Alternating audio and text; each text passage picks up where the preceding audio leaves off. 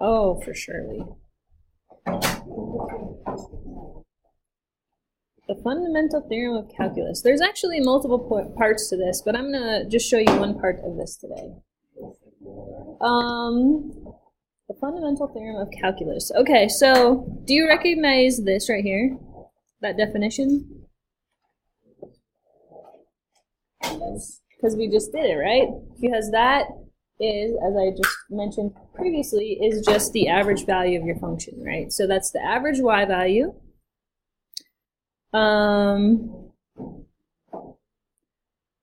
Where's the definition? You're going to want to write down, wait for it.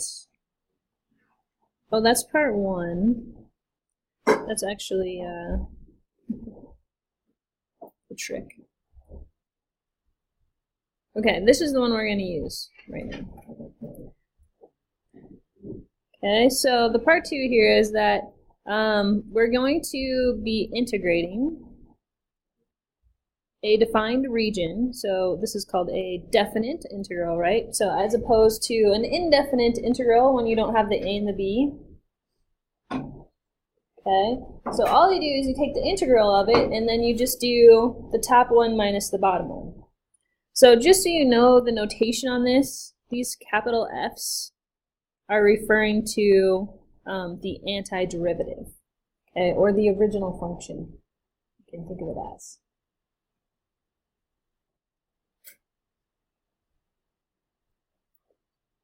So I've seen this notation given like this, and it makes more sense in my brain. So if I have the derivative of the function, that would be the original b minus a. I've always seen it written that way, so they're equivalent though. Good? Okay. So I'm gonna go backwards and do some practice first, and then we'll do some of this. So I want to kind of set you up. Okay, so let's say I asked you to derive a function. Okay, so let's say my function was negative 4x to the third plus 2x plus 1. Okay, what would you tell me is the derivative of this particular equation? Negative 12x squared plus 2. Okay, so tell me what happens when you derive a function using the basic rule. You just get negative 12 naturally, okay? So that was super informative. Now I know how to derive. How did you get a negative 12? Okay, so you took that exponent and you multiplied it by what was there, right? Okay, and then you subtracted 1 from the exponent. Okay, so we use that idea when we go the other way, right? So if we now say, okay, let's do the antiderivative. Okay, so now here's my antiderivative. Let's say it was 3x to the 4th plus 2x squared plus, I'm just going to totally throw in some random stuff here, like that. Okay, how would I do the integral of that? What are the steps that are required to do that? What do you do? How do you undo a derivative? Add 1 to the exponent and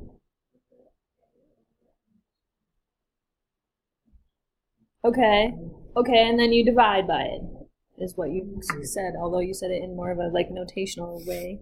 So for the first term, if my current exponent is 4, what would my new exponent be? 5. So the integral would be 3x to the 5th divided by 5, right? Okay, so what would the second term be?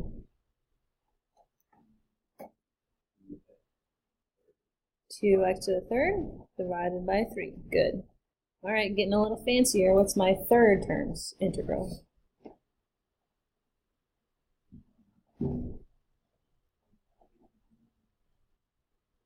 Maybe I don't know exactly what you said, but I think it was close. So if my current exponent is 1/2, what is my new exponent going to be? 3/2. So we could say x to the 3/2 divided by 3/2, right? And hopefully, I think what Jake was saying is that, hey, I'm going to divide by a fraction. So that would be the same as multiplying by the reciprocal. And eventually, you're going to get really good at doing this stuff like straight up in your heads. Okay, so this would be the same as 2/3 x to the 3/2, right? And then I always have a plus c at the end of this because there was the scenario that I might have had a constant because the derivative of any constant is 0, right? Okay, so everybody remember that? Okay, so the only difference now, when I am now doing a definite integral, is that I have an a and a b. Okay, so this is binding a region, which is allowing us to find an area underneath a curve, okay, which we will get to in a little bit more detail later, but for now we're just going to practice finding a definite integral. Okay, so my step 1 is to integrate the function. My step 2 is going to be to take the top minus the bottom. Okay, so what is the integral of x to the 3rd?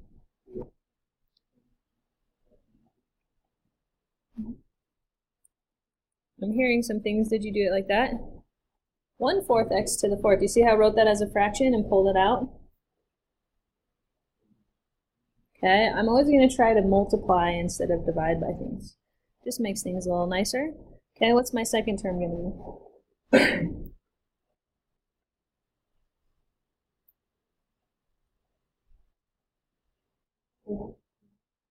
4/3 x to the 3rd. Good.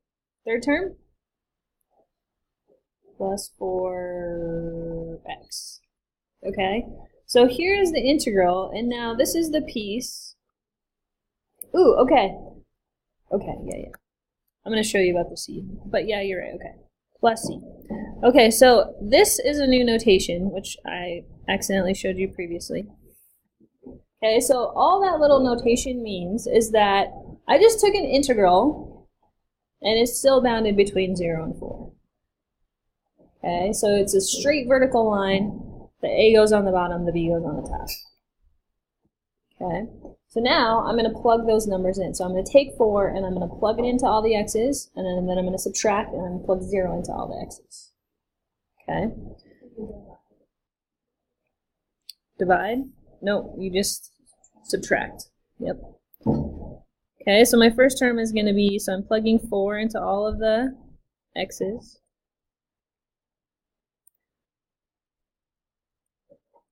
Four to the 3rd plus 4 times 4 plus c. Then I'm going to subtract. Now I'm going to plug 0 into all the x's. Okay, and be really careful when you have a bunch of terms. You need to have parentheses because that negative has to be distributed. Some of you guys might be noticing something here. Is anybody noticing anything? Okay, the c's cancel, that is true. So the c's do cancel. Did you also notice what happened right here in this term when I plugged 0 in? It all became 0, which is super awesome. That's not always going to happen, but in this scenario it became 0. So now all I have left to do is just kind of simplify this piece right here. Okay, and I want you guys to do this as far as you can without a calculator. Okay, so I expect to see work on your papers. Like, I can do this much algebra, and then at the very end, maybe you need a calculator at the end, depending on the function's complexity. Okay, the first term says 4 to the 4th divided by 4. What is that the same as? 4 to the 3rd, and we know what 4 to the 3rd is, right? What's 4 to the 3rd power? 64, nice. Oh, good. So we got 64 for the first term. Okay, this one might require a calculator. I have 4 times 4 to the 3rd, which is the same as 4 to the 4th, right? So on the top I have 4 to the 4th over 3. Does anybody know what 4 to the 4th power is? 64 times 4. 2, what? 256. Nice. Did you just know that? You did? Nice. Sometimes it is helpful to know those. Okay, third term, I just have 4 times 4. We know that. Almost. You add those two digits together, then it would make 7. So at that point, I would probably be okay if you grabbed your calculator and typed that in and got the fraction answered. Okay, but I want you guys to really practice trying to not use your calculator for this. Okay, so can somebody go ahead and calculate that? I could do 64 plus 16 and just call that, what is that, so it'd be 80? Whatever 80 minus 256 thirds happens to be. I mean, you could totally do this without a calculator. I guess I could keep going. You want me to? 240 thirds minus 256 thirds. It's good practice. 240 minus 256 is like negative 16 thirds. Did anybody get negative 16 thirds? Look at that. No calculator needed. That makes sense? Okay.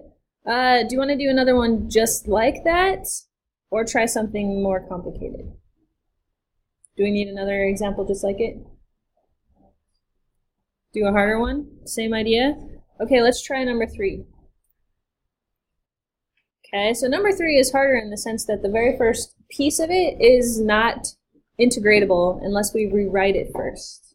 Okay, so that is one thing that you always want to think about when you're doing integrals. Can I rewrite this first before I integrate it? Because that often happens. How can I rewrite it if I have an x to the third in the bottom? What is that the same as? 2x to the negative third, right? And now I can do my basic integration. Ready? So what is the integral of 2x to the negative third? Almost did that in my head. What'd you say? Oh. That's one new. Nope. One. No. That has never been there before. That's been there for probably at least 5 years. No. That's brand new. The John Travolta one? Brand new. No. It's probably got dust on it.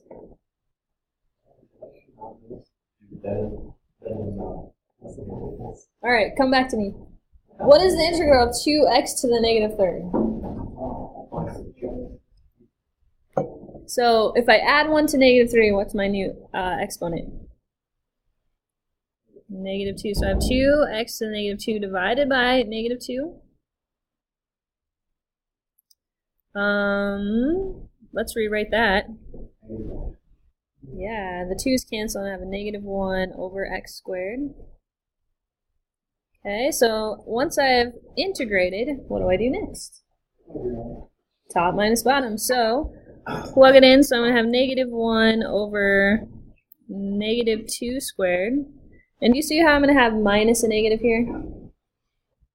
Minus a negative, so that's a plus.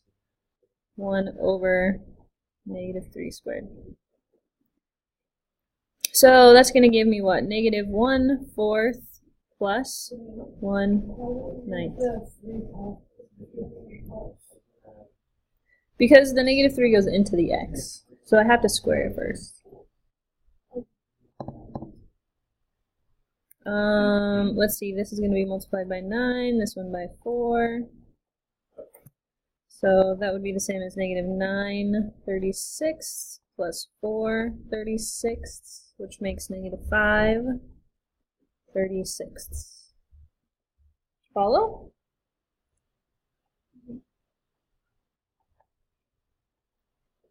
Hard so far? Wait, we got to do the exponential ones first. Let's do number 4 first. See if you remember this rule. So, one of the things that I'm going to make you guys do is I'm going to make you like a cheat sheet, make you do a cheat sheet of all of the rules. Okay, like what is the derivative of e to the x? What is the derivative of, there's a whole bunch of them that we're gonna need to know. But specifically for this one, does anybody remember what the derivative of e to the x is? It's e to the x. So what's the integral of e to the x? Well, what happens if I have a negative 3 in the front of it? So the integral of negative 3e to the x is negative 3e to the x.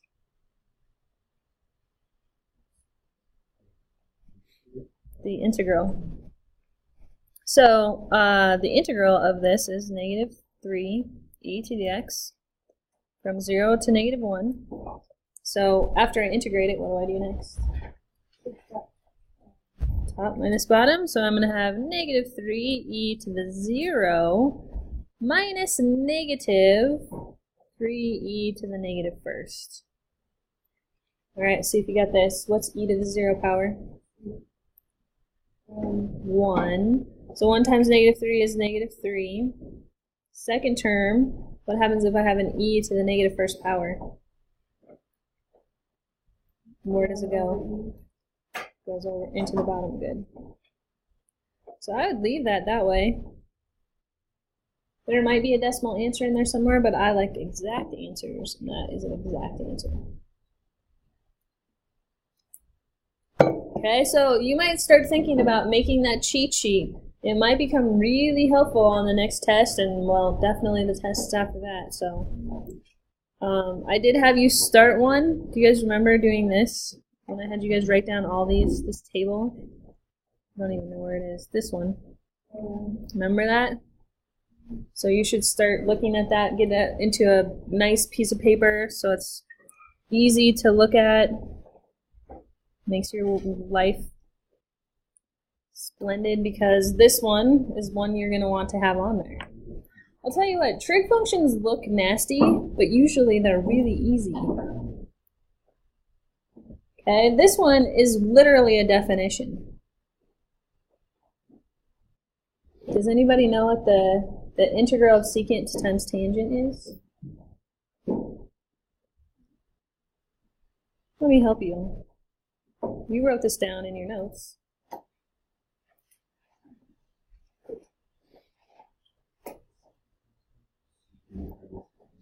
Yep, so the integral of secant times tangent is what? 1 over k secant k x plus c. Okay. They have a k. Do we have a k? What's our k value? Okay, it's a 1 because we just have a secant of x. So there's an invisible 1 there, so our k is just 1. So what is the integral of secant x times tangent x? Secant of x, good. Okay, so this is just the secant of x from pi over 6 to negative pi over 6.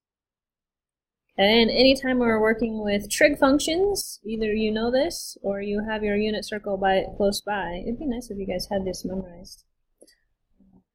Pi over 6 is that first little angle. Do you guys want me to tell you how I remember? The ordered pairs? No, I'm just giving you a visual representation of your unit circle. So, do you know how it always creates a triangle?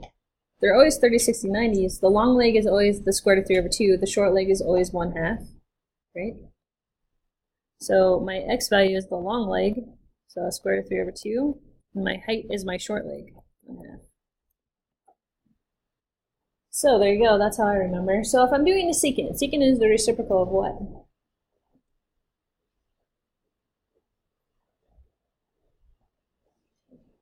No.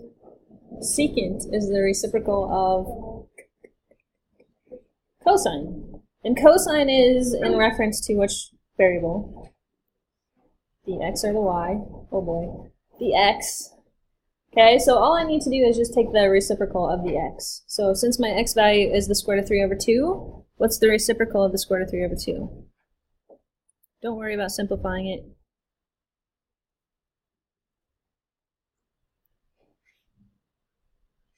Two over the square root of 3. Okay, now if I do a negative pi over 6, okay, that's just going to go down here. So that ordered pair is going to be, we have a positive long leg, and it goes down, so a negative short leg. So the ordered pair right there is the square root of 3 over 2 and a negative 1/2. So again, I'm doing a secant, which is the reciprocal of the x, so what's the reciprocal of the x? 2 over the square root of 3. So if you subtract two things that are the same, you get 0. How do we do on that one?